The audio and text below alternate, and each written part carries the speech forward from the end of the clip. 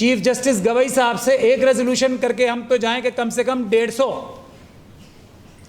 SC ST OBC और मुस्लिम Sikh Christian बौद्ध के हाई कोर्ट के जजेस के नाम तो प्रपोज कर दें, वो कम से कम कॉलेजियम में।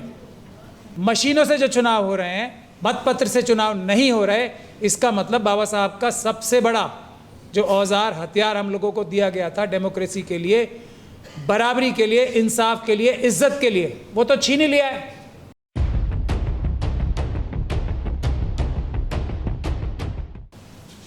बहुत शुक्रिया वी द पीपल के इस एक और बहुत ही अच्छे प्रोग्राम के लिए। सभी साथियों को जय भीम। मैं अब क्योंकि 6 बज गए हैं तो मैं अपनी बात संक्षेप में ही समाप्त करना चाहूँगा और विषय पे ही बोलना चाहूँगा। अभी जस्टिस कैद थे यहाँ पे, चले गए, अगर रुकते तो थोड़ा मैं भी उनको बताता कि हमारे और जो कम से कम मैंने तो बहुत लोगों से ये बात की शर्त लगाई थी, हालांकि मैं शर्त लगाता नहीं हूँ, कि अगर जस्टिस कैद साहब ने ग्वालियर में मूर्ति लगवा दी तो दुनिया की कोई ताकत से, बाबा साहब की अगर प्रतिमा वहाँ लग जाती मूर्ति, तो दुनिया की कोई ताकत उन्हें सुप्रीम कोर्ट से आने से नहीं रोक सकती। वैसे वो सुप्रीम कोर्ट आ नहीं सकते। मैं यही बात उनको बताना चाह रहा था, लेकिन वो चले गए। देखिए, साफ साफ बात है, आप जिस व्यवस्था में जी रहे हो, 2 ही स्ट्रेटजी हैं। या तो आप गुजारिश करके कुछ ले लो उनसे, अगर आपको किसी को भी ये गलतफहमी है कि आप किसी प्रकार का नृत्य करके, कुछ और करके कुछ भी ले सकते हो, तो मुझे उसमें बहुत बड़ा शक है। कुछ लोगों को मिल भी जाता होगा तो वो मुंह दिखाई के लिए होता है कि हमने ये कर लिया। अब इसकी वजह क्या है? पहले जो टॉपिक है उस पर मैं कुछ अपनी टिप्पणी करना चाहता हूँ। इसका उल्टा ज़रूर सही है। न्याय के लिए बहुजन समाज के जो लोग हैं उनका विकास नहीं, उनकी हिस्सेदारी ज़रूरी है, वरना न्याय इस देश में नहीं हो सकता। दूसरी बात, इस देश में मनुवादी व्यवस्था ने बाबा साहब डॉक्टर भीमराव अंबेडकर का सबसे बड़ा जो देश के लिए जिसके लिए वो फादर ऑफ द नेशन है, गांधी जी तो पता नहीं क्या है, मुझे तो पता नहीं, मैं तो बाबा साहब डॉक्टर भीमराव अंबेडकर को ही फादर ऑफ द नेशन समझता हूँ और उनको ही जानता हूँ, क्योंकि भारत का संविधान भारत है। अब कोई किसी को कुछ दिन के लिए बना दे कुछ और फादर ऑफ द नेशन, तो वो थोड़े समय की बात है, थोड़े समय बाद असली फादर ऑफ द नेशन ही अकेले फादर ऑफ द नेशन रह जाएंगे। तो इस मनुवादी व्यवस्था ने वो वोट का अधिकार ही छीन लिया है ऑलमोस्ट हमारा। वोट का अधिकार छीन लिया मतलब मशीनों से जो चुनाव हो रहे हैं, मतपत्र से चुनाव नहीं हो रहे, इसका मतलब बाबा साहब का सबसे बड़ा जो औजार हथियार हम लोगों को दिया गया था डेमोक्रेसी के लिए, बराबरी के लिए, इंसाफ के लिए, इज्जत के लिए, वो तो छीन ही लिया है मशीनों के ज़रिए और दूसरी जो फ्रॉड करके इलेक्शन जीते जा रहे हैं। तो सबसे जो दूसरा आपका टॉपिक है वो हम लोग उसके लिए बहुत ज़बरदस्त प्रयास भी कर रहे हैं, बैलेट पेपर से चुनाव कराने का। तो उसके विषय में मैं थोड़ी प्रोग्रेस बता दूं आप लोगों को। जन आंदोलन थोड़ा कमज़ोर पड़ा है, उसमें कोई शक नहीं है। हम लोग अपने लेवल से कोशिश कर रहे हैं, लेकिन अदालतों में मजबूती से कार्रवाई हम लोग करने में कामयाब हो रहे हैं। Punjab and Haryana high court की जजमेंट तो आप सब लोगों ने देख ही ली होगी। वीडियोग्राफी की जो जजमेंट आई थी हमारे हक में, उसके लिए सरकार को कानून ही बदलना पड़ा रातों रात। उसके बाद एक झटका हमें लगा, जयराम रमेश जी ने, जिनको मैं आरएसएस का स्लीपर सेल ही कहता हूँ, उन्होंने हमारे रास्ते में रोड़े अटकाने के लिए सुप्रीम कोर्ट में एक पिटीशन डाल दी। उस पिटीशन के भी जाल से हम लोग निकले और वहाँ से हमने ये ऑर्डर सुप्रीम कोर्ट से हमने बहस करके करवाया कि हमारी जितनी भी हाई कोर्ट्स में पिटीशन्स पेंडिंग हैं, जयराम रमेश साहब की पिटीशन की वजह से उसमें रोक नहीं लगाई जाएगी।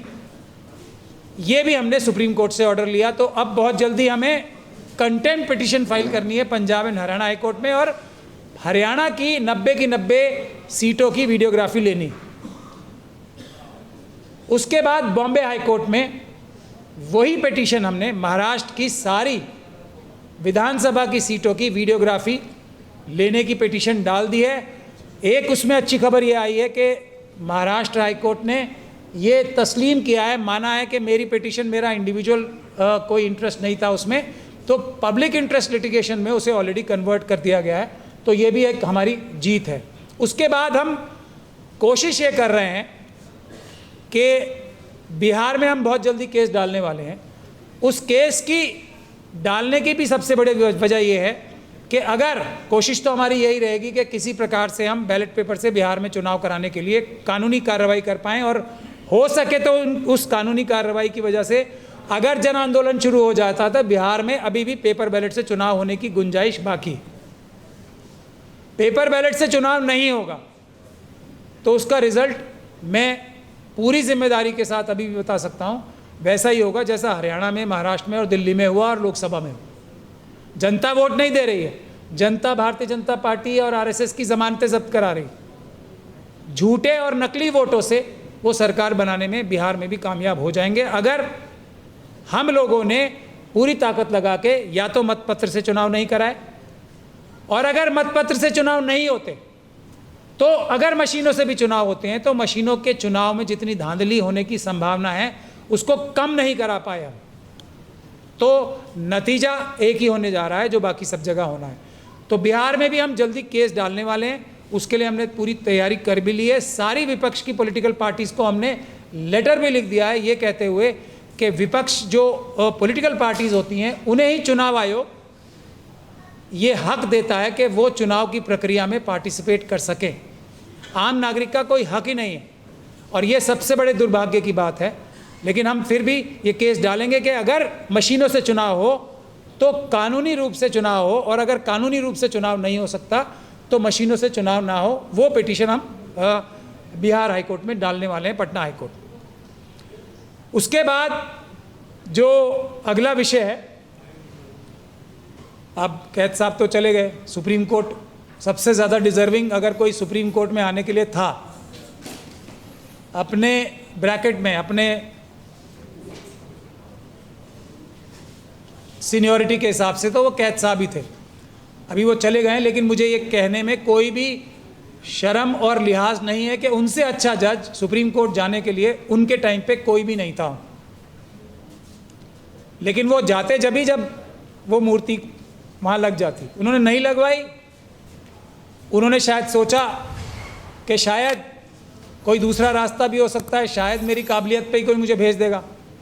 तो काबिलियत पे नहीं भेजने वाला, यहाँ तो ताकत से जा सकते हैं, और ताकत हम सबकी सबसे ज़्यादा बाबा साहब डॉक्टर भीमराव अम्बेडकर से ही आती है। उसका इस्तेमाल नहीं किया तो कैद साहब नहीं गए, ये मेरा मानना है, और वक्त से पहले मानना था। ये मैंने अपने दसियों दोस्तों को इस बात को बताया भी था। देखिए, अभी भी गवाई साहब हैं, सीधी बात करने में ज़्यादा फायदा रहता है, और उनकी ये ताकत है कि कम से कम 100-150 अभी वैकेंसीज बहुत हैं पूरे हाई कोर्ट्स में। और ये मैं आह्वान भी करना चाहता हूँ और गुजारिश भी करना चाहता हूँ, ये जो आप लोगों ने, हम हर बार WTP के बहुत अच्छे प्रोग्राम में आते हैं, कुछ ना कुछ कागजी बातें करके चले जाते हैं। मैं ये गुजारिश करता हूँ कि आज के इस प्रोग्राम से कम एक रेजोल्यूशन तो हम पास करके जाएं। चीफ जस्टिस गवई साहब से एक रेजोल्यूशन करके हम तो जाएं कि कम से कम 150 SC ST OBC और मुस्लिम सिख क्रिश्चियन बौद्ध के हाई कोर्ट के जजेस के नाम तो प्रपोज कर दें, वो कम से कम कॉलेजियम में, वो आराम से हाई कोर्ट के जजेस को, दूसरी हाई कोर्ट की कॉलेजियम्स को ये रिक्वेस्ट कर सकते हैं कि मुझे 150 नाम कम से कम, आप लोग दूसरे नाम भी भेज दें, लेकिन 150 नाम मुझे ऐसे लोग चाहिए। तो ये काम वो आराम से कर सकते हैं।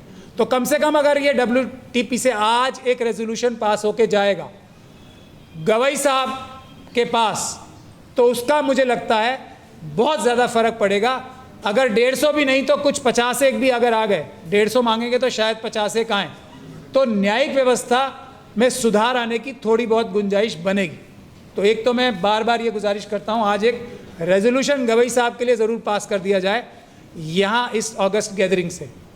आखिरी बात मैं अपनी कह के समाप्त करूँगा कि ये भी जो आपने लिखा है ना, सरकारी धन से पोषित निजी क्षेत्रों में आरक्षण, ऐसा कोई भी सरकारी क्षेत्र होता ही नहीं है, हो ही नहीं सकता। निजी क्षेत्र ऐसा कोई हो ही नहीं सकता जिसमें सरकारी पैसा या रिसोर्सेस, संसाधन या पैसा ना लगे। इस देश की संपदाएं यूज करके ही कोई इंडस्ट्री लगती है, कोई निकाय बनता है, चाहे वो कम्युनिकेशंस की संसाधन हो, ट्रांसपोर्टेशन के हो, या जनता का जो हम कंज्यूमर्स हैं ना, वो भी तो देश की संपदा है, और वो भी तो एक तरीके से सरकारी संपदाओं का ही प्रयोग करते हैं ये लोग। तो रिजर्वेशन प्राइवेट सेक्टर में बिना किसी प्री कंडीशन के होनी चाहिए, कोई कंडीशन नहीं लगनी चाहिए कि सरकारी धन से पोषित हो। कोई भी निकाय ऐसा नहीं हो सकता प्राइवेट जो सरकारी धन से पोषित ना हो। एक रिक्वेस्ट करके मैं अपनी बात खत्म करना चाहूँगा, और वो भी एक प्रैक्टिकल रिक्वेस्ट है। अभी हमने आईआईटी में, आप लोगों ने सुना होगा कि 2023 में 2 बच्चों की हत्या की गई थी, अमित और आयुष की। उसके लिए एक बहुत अच्छा ऑर्डर हम लोगों ने सुप्रीम कोर्ट तक गए थे एफआईआर कराने, बहुत अच्छा ऑर्डर सुप्रीम कोर्ट ने किया हुआ है, और वो केस अभी भी पेंडिंग है, चल रहा है, कि ऐसे शैक्षिक संस्थानों में जो भी अननेचुरल डेथ्स होती हैं उसके लिए एक एफआईआर ज़रूर दर्ज होगी। अब आप लोगों को मुझे ये बताने की तो आवश्यकता नहीं है कि इस प्रकार के एजुकेशनल इंस्टीट्यूशंस में ज़्यादा मृत्यु आत्महत्या के द्वारा, अब रोहित मेहमुल का केस हो या आप लोग रोज़ देख ही रहे हैं, कौन लोग करते हैं? बहुजन समाज के ही ज़्यादा लोग होते हैं। तो वो केस में सुप्रीम कोर्ट ने, माननीय उच्चतम न्यायालय ने एक टास्क फोर्स बनाई है पूरे देश में, जो इस आत्महत्याएं जो हो रही हैं या हत्याएं जो हो रही हैं, जो अननेचुरल डेथ्स हो रही हैं शैक्षिक संस्थानों में, उस पर रोक लगाने के लिए, कार्रवाई करने के लिए हमें आप सब लोगों की मदद चाहिए। वो केस अभी भी चल रहा है, हमें आपसे मदद ये चाहिए। ये बात तो ऑर्डर हो चुका है कि अब एफआईआर 100% सब केसेस में होगी। कोई भी अननेचुरल डेथ होती है किसी भी शैक्षिक संस्थान में, तो एफआईआर कराना उस इंस्टीट्यूट की मैनेजमेंट की जिम्मेदारी है।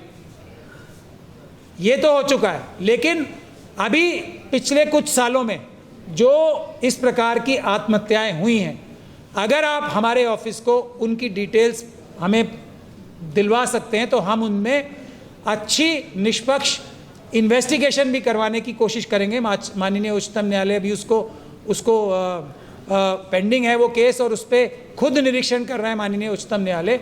तो एक तो एफआईआर 100% हो जाएगी अगर आप कोई भी ऐसे आत्महत्या का केस हमारे ऑफिस तक पहुंचाते हैं, एक बात, और उसमें सही इन्वेस्टिगेशन होके जो भी कॉम्पनसेशन मिलना होगा, जो दोषी लोग होंगे उनको सज़ा दिलवाने में भी हम लोगों को उच्चतम न्यायालय से बहुत मतलब आसानी हो जाएगी। तो ये भी मैं गुजारिश आप लोगों से करना चाहता हूँ। हमारा जो एफर्ट है इस जजमेंट में जो अभी चल रही है, अभी वो लगातार, अभी अगले सोमवार को भी उसकी डेट है, तो उसमें हमारा एफर्ट ये है कि अगर ये जिम्मेदारी कि बच्चे ने किसी मनोवैज्ञानिक दबाव में आके, काम के प्रेशर में आके आत्महत्या की, ये पूरी तरीके से बकवास और झूठ बात है। पूरी जिम्मेदारी मैनेजमेंट की होनी चाहिए, पूरी जिम्मेदारी शैक्षिक संस्थान की होनी चाहिए कि वो बच्चे का पूरा ख्याल रखे कि वो किसी भी प्रकार से किसी दबाव में आने का तो सवाल ही नहीं होता। अगर वो दबाव में आता है इसका मतलब मैनेजमेंट और वो एजुकेशनल इंस्टीट्यूशन जो है बिल्कुल रद्दी है, बेकार। इसकी हम कोशिश कर रहे हैं कि पूरा ख्याल रखा जाए बच्चों का, ख़ास तौर पे बहुजन समाज के बच्चों का। तो उसमें मुझे आप लोगों से मदद भी चाहिए। मुझे यही आपसे गुजारिश करनी थी, कुछ प्रैक्टिकल।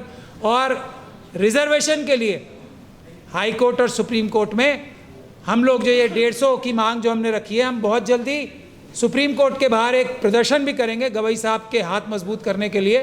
तो मैं ये भी आपसे गुजारिश करूँगा, जब हम लोग वो प्रदर्शन करें जल्दी ही, तो आप लोग उसमें ज़्यादा से ज़्यादा संख्या में आने की भी कोशिश करें। बहुत बहुत धन्यवाद। जय भीम, जय भारत, जय संविधान।